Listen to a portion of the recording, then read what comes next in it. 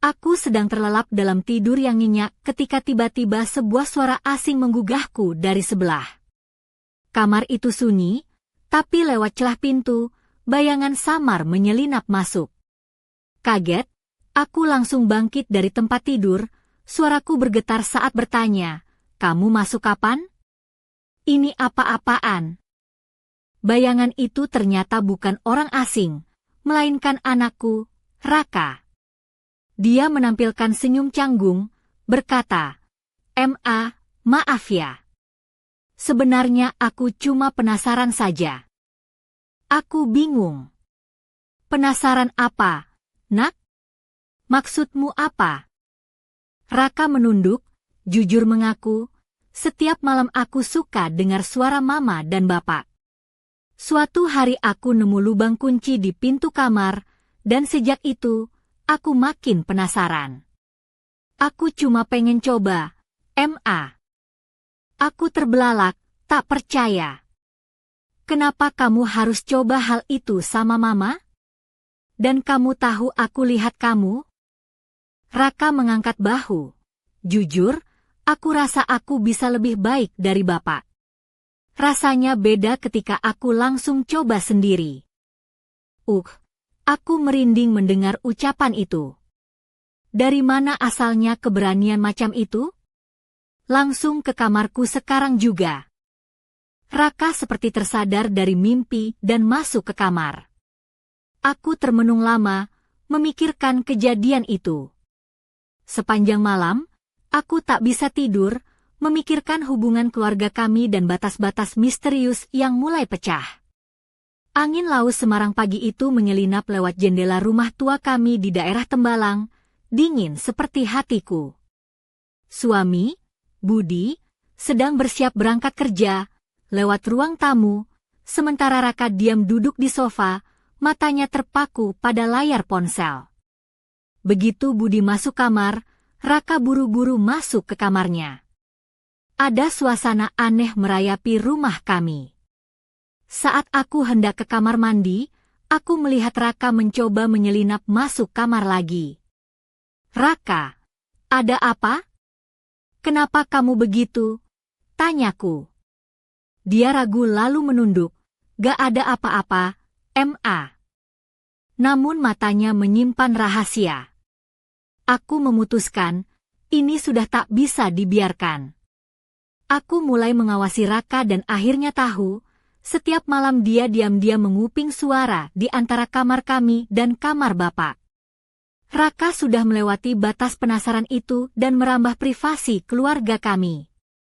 Malam itu, aku memakai sweater beige lembut dan celana jeans, sepatu loafers coklat berhak rendah, serta gelang perak sederhana di pergelangan tangan. Aku sedang menyiapkan makan malam di dapur, sementara Raka masih duduk di sofa. Aku menghela napas panjang. "Raka, ini harus berhenti. Aku gak mau kita terjebak dalam dunia sendiri-sendiri." Dia tak menatapku, hanya berkata, "Ma, aku cuma mencari sesuatu cerita asli keluarga kita yang bapak juga gak tahu." Hatiku sesak mendengar itu, tapi aku berusaha mengerti. Budi pulang larut malam, aku menyambutnya dengan wajah lelah. Kalau aku terus begini, sebaiknya ke dokter ya," kataku. Dia cemas dan aku mengangguk. Malam itu, aku duduk di sofa, tak bisa tidur, memikirkan Raka dan rahasia keluarga yang makin dalam. Ponselku bergetar, ada pesan dari nomor tak dikenal. Semua baru permulaan. Siaplah jika ingin tahu kebenaran. Jantungku berdegup kencang. Siapa yang mengirim pesan ini? Sampai sejauh mana semua ini akan berakhir? Angin laut Semarang berhembus dingin lagi. Malam itu aku duduk mengenakan gaun rajut wol berwarna abu-abu, pas di badan, memunculkan lekuk lembut, dengan panjang di atas lutut yang memperlihatkan sedikit kaki. Sepatu hak tinggi warna hitam agak membuatku sedikit kesulitan berjalan, tapi entah kenapa aku merasa lebih kuat malam itu. Gelang mutiara dan kalung rantai perak melengkapi penampilanku.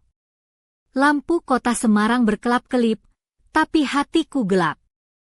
Pesan di ponsel terus terngiang. Semua baru permulaan.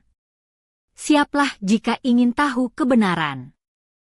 Apakah ini ada hubungannya dengan Raka? Atau seseorang yang mengawasi keluarga kami? Aku memeluk lututku, berbisik pelan, Raka, MA cuma berharap kamu selamat. Wajah Raka malam itu teringat jelas. Jaket hitam, jeans lusuh, sepatu putih yang terikat asal-asalan. Tatapannya dingin dan jauh, menusuk hatiku. Aku menghela napas dalam dan menggenggam ponsel erat. Suaranya terdengar di telinga. MA, aku cuma bingung. Tapi arti sebenarnya tak pernah aku tahu. Pagi itu aku memilih pergi ke pusat konseling psikologi di kawasan Gajah Mungkur, bukan ke puskesmas kecil di dekat rumah seperti biasa. Aku mengenakan blus navy yang rapi dan celana panjang hitam, sepatu hak rendah yang nyaman. Rambutku tergerai alami, makeup tipis memperjelas wajah lelahku. Lobi pusat konseling itu bersih dan modern, tapi aku tetap merasa berat di hati. Konselor, Bu Lina, seorang wanita awal 30-an dengan rambut dikuncir rapi, memakai blus krem dan rok hijau tua, serta sepatu hitam sederhana, menyambutku dengan senyum hangat. Ibu Sari, apa yang membawa ibu datang hari ini? Tanyanya lembut. Aku menghela napas panjang, anakku, Raka, pergi dari rumah. Dan belakangan ini banyak kejadian aneh yang membuat aku sangat stres. Bu Lina mengangguk sambil mencatat, bagaimana hubungan ibu dengan Raka? Ada perubahan apa dalam beberapa waktu terakhir? Aku menundukkan kepala, dia memang berbeda sejak kecil, tapi akhir-akhir ini perilakunya makin aneh. Diam-diam masuk kamar, sembunyikan obat-obatan yang aku tidak tahu, dan aku merasa dia menyimpan sesuatu yang besar. Bu Lina terdiam sejenak, lalu berkata, rahasia dan kecemasan seperti itu bisa membuat siapa saja lelah, Bu Sari. Ibu juga perlu beristirahat. Aku tersenyum lelah, iya, aku bahkan susah tidur, terus mikirin dia dan pesan misterius yang aku terima. Bu Lina menatapku serius, pesan misterius. Ku buka ponsel dan menunjukkan pesan itu padanya. Dia mengangkat alis, ada yang sengaja membuat ibu cemas. Ini bukan kebetulan. Aku bergumam dalam hati, siapa yang ingin menghancurkan keluarga kami? Apa Raka terlibat masalah besar? Setelah sesi konseling, aku berjalan menyusuri tepi pantai Marina yang anginnya sejuk menusuk. Ingatan tentang Raka kecil yang sering membuat istana pasir di sana tiba-tiba muncul. Ponselku bergetar lagi, nomor tak dikenal. Aku menjawab dengan suara ragu. Halo? Suara asing, bergetar dan serius, berkata, Ibu Sari, kebenaran yang harus ibu tahu jauh lebih dalam. Raka tidak sekadar penasaran. Dia sudah terjerumus ke dalam kegelapan. Bersiaplah. Telepon terputus. Aku menatap pasir basah yang berkilau remang. Di sana kulihat dua jejak kaki, satu besar, satu kecil, menghilang ke arah gelapnya malam. Aku tersenyum getir, Raka, sepertinya kita sedang main petak umpet yang sangat berbahaya. Lampu ruang tamu mulai berkedip, dan aku mendengar bisikan lembut, sudah siap, Sari? Cerita sebenarnya baru mulai. Aku berdiri perlahan, mengenakan blus sutra krem yang pas di badan dan celana panjang hitam, dengan sepatu loafer beige yang berkilau lembut. Gelang mutiara di pergelangan tangan dan kalung emas sederhana melengkapi penampilanku yang tenang tapi penuh tekad.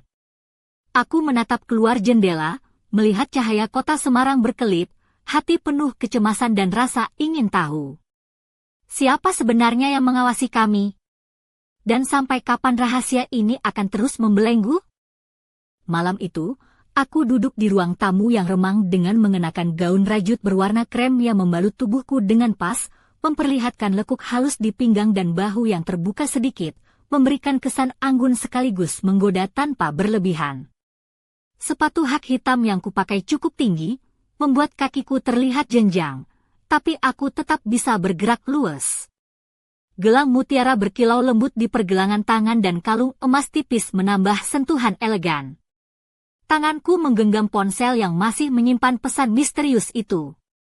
Jantungku berdetak cepat, pikiranku berputar liar. Tiba-tiba, terdengar ketukan pelan di pintu depan. Suaraku bergetar saat kutanya, "Siapa di sana?" Pintu terbuka perlahan, dan di baliknya berdiri Raka.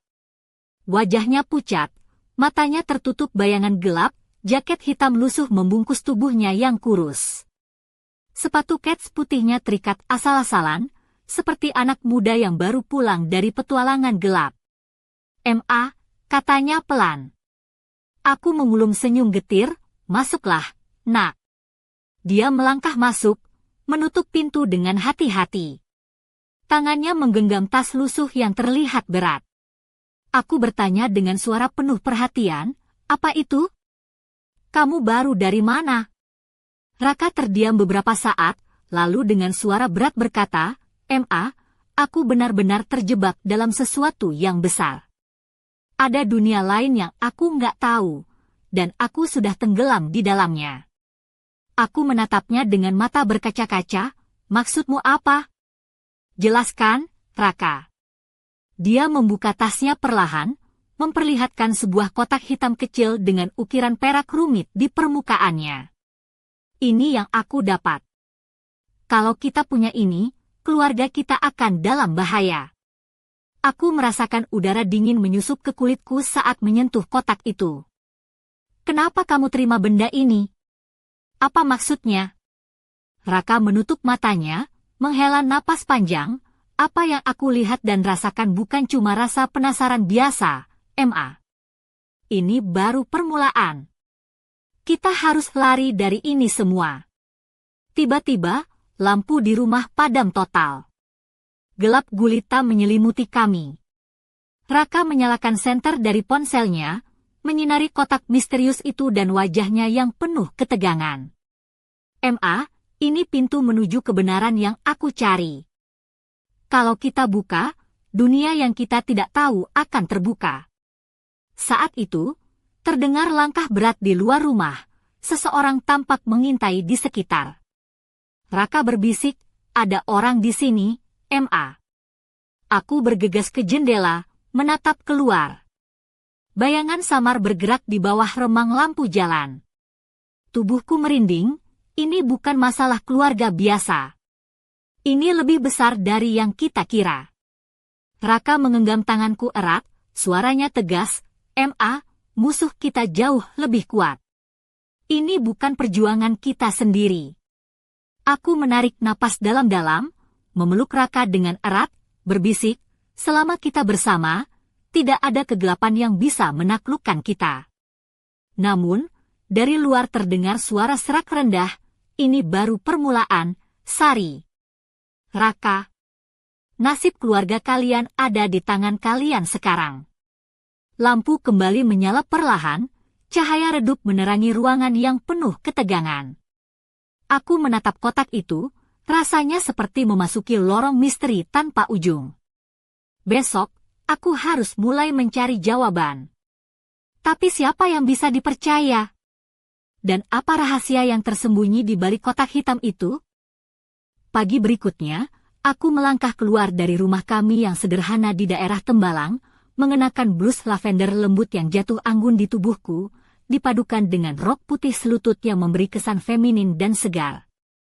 Sepatu flat berwarna beige yang nyaman menemani langkahku, sementara rambutku yang panjang bergelombang tergerai alami, tertiup angin pagi yang membawa aroma laut dari Teluk Semarang.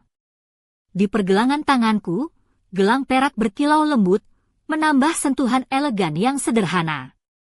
Aku menuju ke sebuah kafe kecil di sudut Jalan Siliwangi, tempat yang selama ini ku kenal sebagai tempat yang tenang dan penuh kenangan manis bersama Raka saat dia masih kecil. Aroma kopi pekat dan kue-kue hangat menyambutku begitu pintu terbuka. Dinding kafe dihiasi foto-foto hitam putih kota Semarang tempo dulu, memberikan nuansa nostalgia yang hangat. "Selamat pagi, Bu Sari. Dan ini Raka, kan? Suara ramah menyambutku dari balik meja kasir.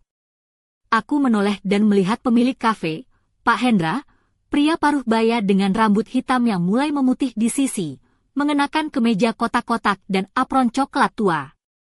Senyumnya ramah, tapi ada kedalaman di matanya yang membuatku merasa ada sesuatu yang dia tahu. Pak Hendra, iya, ini anak saya, jawabku hati-hati, menatap Raka yang berdiri di sampingku dengan jaket hitam lusuh dan celana jeans robek, wajahnya masih menyimpan bayangan gelap malam sebelumnya. Pak Hendra mengangguk, aku sudah menunggumu, Bu Sari. Ada sesuatu yang penting yang harus kau dengar. Aku duduk di kursi kayu, mencoba menenangkan napas dan pikiranku. Raka duduk di seberang, matanya menatap kosong ke meja. Pak Hendra menarik napas dalam, kotak yang Raka bawa itu bukan main-main. Ada cerita lama tentang keluarga kalian yang terhubung dengan organisasi rahasia di Semarang. Mereka yang menjaga pintu antara dunia kita dan dunia lain. Aku menatapnya dengan mata terbuka lebar, organisasi rahasia? Pintu dunia lain? Ini terdengar seperti cerita film horor, Pak. Dia tersenyum tipis, mungkin terdengar seperti itu. Tapi kenyataannya, banyak hal yang tak bisa dijelaskan dengan logika biasa. Raka mengangkat kepala, Pak Hendra, apakah Bapak tahu dari mana aku mendapatkan kotak itu? Pak Hendra mengangguk pelan, dari seseorang yang dulu pernah menjadi bagian dari organisasi itu. Dia bilang, kotak itu membawa beban dan bahaya besar, dan sekarang kalian harus siap menghadapi konsekuensinya. Aku merasa kepala berputar, jadi, ini semua bukan kebetulan? Kenapa keluarga kami harus terlibat? Pak Hendra menatap kami dalam-dalam, karena kalian adalah bagian dari garis keturunan yang dipilih untuk menjaga keseimbangan antara dua dunia. Dan sekarang, Raka harus menjalani ujian pertamanya di sebuah pabrik tua di pinggiran Semarang. Aku menggenggam tangan Raka di bawah meja, mencoba menenangkan diri. Ujian? Apa maksudnya? Pak Hendra menghela napas, itulah yang akan kita cari tahu bersama. Tapi satu hal yang pasti, kalian tidak bisa melakukannya sendiri. Raka menatapku, aku siap. Meskipun takut, aku harus melangkah. Aku tersenyum kecil, kita akan hadapi ini bersama, nak. Tiba-tiba, dari sudut kafe terdengar tawa kecil yang menakutkan. Seorang wanita dengan rambut hitam panjang, mengenakan gaun merah menyala dan kalung perak berkilau, melangkah masuk. Matanya dingin seperti es, dan senyumnya penuh misteri. Ah, akhirnya kita bertemu, katanya dengan suara lembut namun penuh ancaman. Sari, Raka, jika kalian ingin mengetahui kebenaran, ikutlah denganku.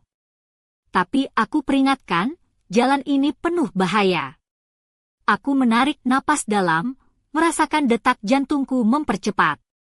Raka menatap wanita itu, lalu menoleh padaku. Ini saatnya. Cerita sebenarnya baru mulai. Aku berdiri, mengenakan mantel krem tipis yang membalut tubuhku dengan anggun, sepatu boots hitam yang kokoh, dan menggenggam tangan Raka erat-erat. Bersama wanita misterius itu, kami melangkah keluar dari kafe, menuju petualangan yang tak terduga di balik bayang-bayang Semarang. Malam itu, udara Semarang terasa dingin menusuk saat kami melangkah menyusuri gang kecil menuju sebuah rumah joglo tua di ujung jalan. Aku mengenakan mantel krem tipis yang membalut tubuhku dengan pas, memantulkan cahaya lampu jalan, dipadukan dengan celana hitam ramping dan boots kulit hitam yang memberi kesan tegas.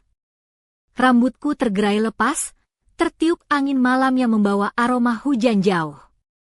Wanita bergaun merah itu berjalan di depan kami dengan langkah anggun namun penuh kewaspadaan. Matanya yang dingin sesekali menoleh, seolah mengawasi setiap sudut gelap di sekitar. Aku menggenggam tangan Raka erat-erat, merasakan ketegangan yang mengikat kami. Di depan rumah joglo, Seorang pria paruh baya berdiri tegap mengenakan jubah hitam dengan lambang misterius di dada. Rambutnya mulai memutih dan wajahnya penuh bekas luka waktu. "Ini Pak Hasan," ujar wanita itu pelan. "Dia salah satu anggota organisasi rahasia yang menjaga pintu dunia." Pak Hasan menatap kami dengan mata tajam. "Raka, kotak yang kau terima itu bukan main-main. Itu adalah tanda bahwa kau dipilih untuk menjalani ujian pertama." Aku menahan napas. "Ujian apa, Pak? Apa yang harus kami hadapi?" Pak Hasan mengeluarkan sebuah kotak kecil dari balik jubahnya, ukiran peraknya berkilauan di bawah remang lampu. Di dalamnya terdapat petunjuk untuk membuka pintu menuju dunia lain. "Tapi kau harus berhati-hati. Banyak bahaya menanti." Raka membuka kotak itu perlahan. Di dalamnya ada gulungan kertas tua berisi tulisan kuno dan sebuah kunci kecil berlapis emas. Aku merasakan dingin merayap di kulit saat melihatnya. Ini bukan hanya soal keberanian, tapi juga tentang menjaga keseimbangan antara dunia kita dan yang lain, kata Pak Hasan sambil menatap serius. "Besok malam, ujianmu akan dimulai di pabrik tua di pinggiran kota. Di sana kau akan diuji, dan kami akan mengawasi dari jauh." Raka mengangguk mantap. "Aku siap, Pak. Aku tak akan mengecewakan keluarga." Aku memeluknya erat. "Kita akan hadapi ini bersama, Nak." Tiba-tiba, suara tawa dingin memecah keheningan. Wanita bergaun merah melangkah maju, senyumnya berubah menjadi ancaman. "Jangan terlalu percaya pada mereka. Ada kekuatan lain yang mengincar kalian. Kegelapan yang lebih dalam." Aku menatapnya waspada. "Siapa kau sebenarnya?" Dia menatapku tajam. "Aku hanya pembawa pesan. Tapi ingat, setiap langkah kalian diawasi. Jangan lengah." Angin malam berhembus kencang, membawa bisikan-bisikan rahasia dan ketegangan yang semakin membelit. Aku dan Raka saling berpandangan, sadar bahwa perjalanan ini bukan hanya tentang mencari kebenaran, tapi juga bertahan hidup di tengah bayang-bayang yang mengancam. Langkah kami berlanjut menuju pintu rumah joglo yang berderi terbuka perlahan, menyambut kami ke dalam dunia yang selama ini tersembunyi di balik tirai waktu dan misteri. Pagi berikutnya, aku duduk di bangku kayu di teras rumah joglo tua itu, mengenakan blus putih yang lembut membalut tubuhku, dipadukan dengan celana panjang hitam yang rapi dan sepatu flek coklat muda. Rambutku terikat longgar dengan pita hitam, menambah kesan anggun namun sederhana. Di pergelangan tangan, gelang perak berkilau samar, mengingatkanku pada beban yang harus kuhadapi. Raka duduk di sampingku, wajahnya serius namun matanya memancarkan tekad. Ia membuka gulungan kertas tua yang kami temukan, penuh dengan tulisan kuno berbahasa Jawa kuno yang sulit dimengerti. Aku membantu mencoba menerjemahkan, meski banyak kata yang asing. Pak Hasan datang membawa secangkir teh hangat, duduk di hadapan kami. "Tulisan ini adalah mantra dan petunjuk untuk membuka pintu dunia lain," jelasnya. "Tapi jangan salah, bukan hanya sihir yang akan kau hadapi, tapi juga ujian mental dan fisik." Aku mengangguk. Apa yang harus kami lakukan untuk mempersiapkan diri? Pak Hasan tersenyum tipis. "Kalian harus bersatu. Kekuatan keluarga adalah kunci utama." Raka menatapku. Aku takut. Tapi aku juga ingin melindungi keluarga kita." Aku menggenggam tangannya erat, mencoba menyembunyikan kegelisahanku. "Kita akan hadapi bersama, Nak. Jangan khawatir." Tiba-tiba, suara pintu berderit pelan. Wanita bergaun merah muncul kembali, kali ini membawa sesuatu yang membuat bulu kuduku berdiri. "Ini bukan hanya soal keberanian," katanya dingin. "Ada makhluk yang menunggu di sana, dan mereka tidak akan segan untuk menghancurkan kalian. Aku menatapnya dengan tatapan tajam. Apa kau ingin kami menyerah? Dia tertawa sinis. Tidak. Aku ingin kalian tahu betapa beratnya jalan ini. Tapi jika kalian terus maju, jangan salahkan aku atas apa yang terjadi. Raka menutup gulungan kertas. Kami sudah memilih jalan ini. Aku menarik napas dalam, mencoba menghilangkan rasa takut yang menggerogoti. Besok malam, kita mulai perjalanan ini. Aku harap kita siap. Malam menjelang, aku mengenakan kemeja hitam yang pas di badan dan celana jeans gelap, sepatu boots yang kuat, bersiap menghadapi malam penuh misteri. Gelang perak di pergelangan tanganku berkilau redup, seolah memberi semangat. Kami keluar dari rumah joglo, berjalan menuju pabrik tua yang telah lama ditinggalkan di tepi kota Semarang. Suasana mencekam menyelimuti, angin dingin berhembus melalui celah-celah jendela pecah. Di depan pintu berkarat, kutatap Raka dan berkata, ini saatnya. Dia mengangguk, memasukkan kunci emas ke lubang pintu. Dengan suara berderit, pintu terbuka perlahan, mengungkapkan kegelapan dan rahasia yang menunggu untuk dipecahkan. Langkah kami memasuki dunia yang tak pernah kami bayangkan, penuh dengan bayangan, bisikan, dan ancaman yang mengintai di setiap sudut. Tapi aku tahu, selama kami bersama, tidak ada kegelapan yang tak bisa kami lawan. Pabrik tua itu gelap dan berdebu, lantainya penuh dengan serpihan kayu dan besi karatan yang berderit saat kami melangkah. Aku mengenakan jaket kulit hitam yang pas di badan, dipadukan dengan celana panjang hitam dan sepatu boots yang kokoh, siap menghadapi segala kemungkinan. Rambutku terikat kuncir rendah agar tidak mengganggu pandangan. Gelang perak di pergelangan tanganku berkilau samar dalam temaram. Raka berdiri di sampingku, mengenakan hoodie hitam lusuh dan celana jeans robek, wajahnya tegang namun penuh tekad.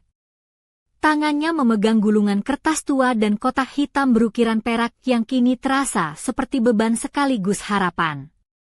Kami melangkah lebih dalam, suara langkah kami bergema di antara mesin-mesin tua yang tak berfungsi. Suasana mencekam, seolah ada sesuatu yang mengawasi dari kegelapan. Tiba-tiba, suara bisikan halus menghampiri telingaku, seperti angin yang membawa kata-kata rahasia. Siapkah kalian menghadapi kegelapan sejati? Aku menoleh, tapi tak melihat apa-apa selain bayangan yang menari di dinding. Raka, tetap di dekatku, bisikku. Di sudut ruangan, sebuah cahaya lembut muncul, membentuk sosok wanita dengan gaun putih berkilauan dan rambut panjang yang terurai. Wajahnya cantik namun sedih, matanya memancarkan kehangatan sekaligus kesedihan yang mendalam. Saya Arini, katanya lembut. Aku penjaga pintu dunia lain. Ujianmu adalah membuktikan keberanian dan kesetiaanmu pada keluarga. Raka melangkah maju. Aku siap, Arini. Apa yang harus kulakukan? Arini tersenyum tipis, masukkan kunci ini ke dalam kotak hitam, dan baca mantra yang tertulis di gulungan. Tapi ingat, setiap kata harus diucapkan dengan niat tulus dan hati yang murni. Aku mengawasi dengan cemas saat Raka membuka kotak, memasukkan kunci emas, dan mulai membaca mantra dengan suara pelan namun mantap. Suasana berubah, angin berhembus kencang, mesin-mesin tua mulai bergetar, dan lampu-lampu redup berkedip. Tiba-tiba, bayangan gelap muncul dari sudut ruangan, bentuknya menyerupai sosok manusia tapi wajahnya buram dan matanya merah menyala. Kalian tidak seharusnya berada di sini, suara seraknya menggema. Raka mengangkat tangan, kami tidak takut. Kami akan melindungi keluarga kami dan menemukan kebenaran. Aku berdiri di sampingnya, menggenggam tangannya erat, kita bersama, apapun yang terjadi. Pertarungan antara cahaya dan kegelapan pun dimulai. Bayangan itu menyerang dengan cepat, Tapi kami bergerak selaras, menghindar dan melawan dengan keberanian yang tak terduga. Ketika mantra terakhir diucapkan, bayangan itu menghilang dengan jeritan mengerikan, meninggalkan kami dalam keheningan yang mencekam. Kami terengah-engah, tapi aku tahu ini baru awal. Dunia lain telah membuka pintunya, dan perjalanan kami masih panjang dan penuh bahaya. Di balik kegelapan, sebuah suara berbisik, ini baru permulaan. Kegelapan yang sebenarnya masih menanti. Hening menyelimuti pabrik tua itu setelah bayangan menghilang, hanya suara napas kami yang terdengar berat. Aku masih berdiri tegap, mengenakan jaket kulit hitam yang kini sedikit berdebu, dengan lengan yang terangkat melindungi Raka di sisiku. Rambutku yang terikat kuncir rendah mulai sedikit berantakan, tapi mataku tetap tajam, penuh kewaspadaan.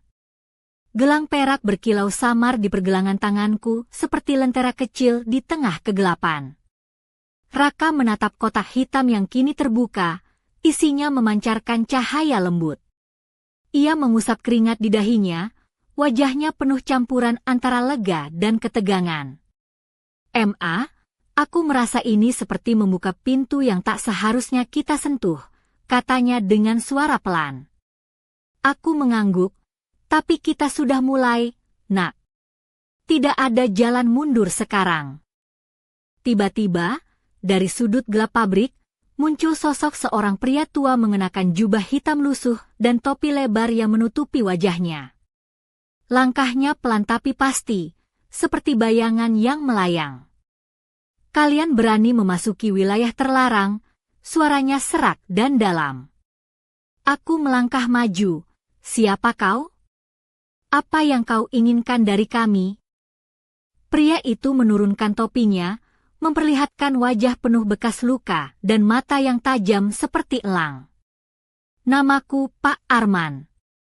Aku pernah menjadi bagian dari organisasi yang menjaga keseimbangan dunia ini. Tapi sekarang, aku datang untuk memperingatkan kalian. Raka menatap tajam, apa yang harus kami waspadai? Pak Arman menghela napas panjang, kegelapan yang kalian lawan bukan hanya bayangan biasa. Ada kekuatan gelap yang ingin menguasai dunia kita dan dunia lain. Kalian harus bersiap menghadapi pengkhianatan dan bahaya yang lebih besar. Aku menggenggam tangan Raka, kami tidak akan mundur. Keluarga adalah kekuatan kami. Pak Arman tersenyum tipis dan menyerahkan sebuah peta usang yang penuh dengan tanda-tanda aneh. Ini akan membimbing kalian ke tempat berikutnya. Tapi ingat, setiap langkah harus penuh kehati-hatian. Saat aku membuka peta itu, bayangan wanita bergaun merah muncul lagi, berdiri di pintu pabrik dengan senyum dingin. Kalian pikir ini sudah selesai? Justru ini baru permulaan dari kegelapan yang sesungguhnya. Raka menarik napas dalam, kami siap. Tidak ada yang bisa menghentikan kami. Aku menatap kedua sosok itu dengan tekad membara. Bersama, kita akan melawan apapun yang menghadang. Angin malam berhembus kencang, membawa bisikan-bisikan rahasia yang semakin menegangkan. Kami tahu, perjalanan ini akan membawa kami ke ujian yang lebih berat dan ancaman yang lebih gelap dari sebelumnya. Namun, di dalam hatiku, aku yakin selama kami bersama, tidak ada kegelapan yang terlalu pekat untuk kami lawan. Malam itu, setelah meninggalkan pabrik tua yang penuh bayang-bayang, aku dan Raka berjalan menembus gelap Semarang menuju sebuah gang sempit di daerah kota lama. Aku mengenakan mantel panjang berwarna abu-abu dengan kerah tinggi yang membungkus leherku, celana hitam ramping, dan sepatu boots kulit yang sudah kusut, tapi masih kuat melangkah. Rambutku tergerai, sedikit basah karena embun malam yang dingin. Gelang perak di pergelangan tangan berkilau samar di bawah remang lampu jalan. Raka di sampingku, memakai jaket gelap dan celana jeans lusuh, matanya tajam mengamati setiap sudut jalan. Di tangan kanannya, ia menggenggam erat gulungan peta usang yang kami dapat dari Pak Arman, sementara tangan kirinya meremas kotak hitam berukiran perak, seolah itu adalah satu-satunya pelindung kami dari bahaya yang mengintai. Kami melangkah pelan, suara langkah kaki kami berbaur dengan desiran angin malam dan gemerisik daun kering. Tiba-tiba, dari balik bayangan gedung tua, seorang pria berjaket kulit hitam muncul. Wajahnya samar tertutup topi, tapi matanya menyala tajam seperti predator yang mengintai mangsanya. "Jangan bergerak," suaranya dalam dan tegas. Aku merasakan jantung berdegup kencang, tapi aku menarik napas dalam dan melangkah maju. "Siapa kamu? Apa maksudmu menghalangi kami?" Pria itu mengendurkan bahu. "Namaku Pak Jaya. Aku datang bukan untuk melawan, tapi untuk membantu. Kalian sudah memasuki dunia yang penuh bahaya." Raka menatap heran, "Kenapa kami harus percaya padamu?" Pak Jaya mengeluarkan sebuah kotak kecil dari saku jaketnya, berukir motif batik yang rumit. "Ini kunci untuk membuka rahasia berikutnya. Tapi ingat, tidak semua yang kalian temui bisa dipercaya. Ada yang ingin memanfaatkan kalian." Aku menggenggam tangan Raka. "Kami sudah melalui banyak hal. Apa yang harus kami lakukan selanjutnya?" Pak Jaya memberikan peta kedua, lebih tua dan penuh simbol aneh. "Besok malam, kalian harus menuju sebuah makam kuno di pinggiran kota. Di sana, ujian berikutnya menanti. Jangan sampai kalian terjebak dalam ilusi dan perangkap." Saat aku dan Raka menatap peta itu dengan seksama, bayangan wanita bergaun merah muncul lagi di kejauhan, senyumnya semakin dingin dan penuh ancaman. "Kalian pikir bisa lepas begitu saja? Kegelapan selalu mengikuti." Raka menggenggam erat tanganku. "Kami tidak akan menyerah. Bersama, kita kuat." Aku menatap langit malam yang gelap, bertabur bintang redup. Dalam hati aku berjanji, apapun yang terjadi, aku akan melindungi keluarga ini sampai akhir. Karena di balik setiap rahasia, ada cinta yang tak tergoyahkan. Namun, di balik gelap malam itu, sebuah bisikan halus terdengar, "Persiapkan dirimu, Sari. Malam di makam itu akan mengubah segalanya." Malam itu, aku berdiri di depan pintu makam kuno yang berlumut dan tertutup rapat, mengenakan mantel hitam panjang yang membalut tubuhku dengan anggun, dipadukan dengan celana kulit gelap dan sepatu boots tinggi yang kokoh. Rambutku terurai lepas, tertiup angin malam yang dingin dan membawa aroma tanah basah. Gelang perak di pergelangan tanganku berkilau samar, menandakan semangat dan keteguhan hati. Di sisiku, Raka mengenakan jaket hitam dan celana jeans robek, wajahnya tegang tapi penuh tekad.